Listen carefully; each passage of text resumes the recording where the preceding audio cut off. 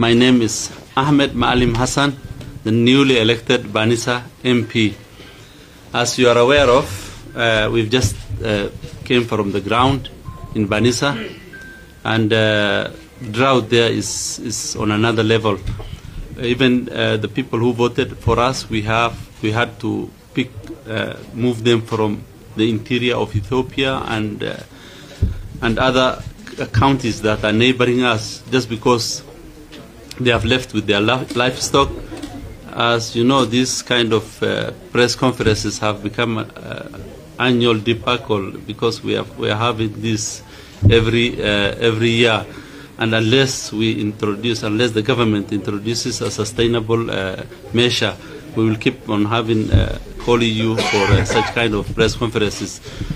The situation has, the members have expressed how the situation is, and most of the statements you've been hearing here is an understatement. Things on the ground tough.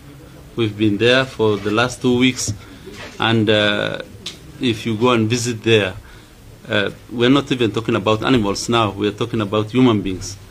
This morning I had several calls from my constituencies of tension brewing among the clans. You know, Banisa is hotspot for inter-clan tension, and mostly this tension, these conflicts arises from the meager resources that we have there. Water, in fact, is one of the source of conflict, and we are having a problem in the constituencies.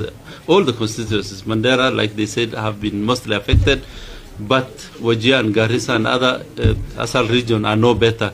So we are urging the government to put an emergency measure to make sure that we get to save lives there. Today we're talking about, we are not like seriously talking about human beings, but tomorrow, like my colleague Waitana said, there have already been reported cases of human death. But this will not get better unless we have rains. If we don't, and the rains fail like it has failed now, then we are facing a dire situation. And we are urging our government, our president, to bring emergency relief, to bring hay, to bring all the necessary resources to make sure that life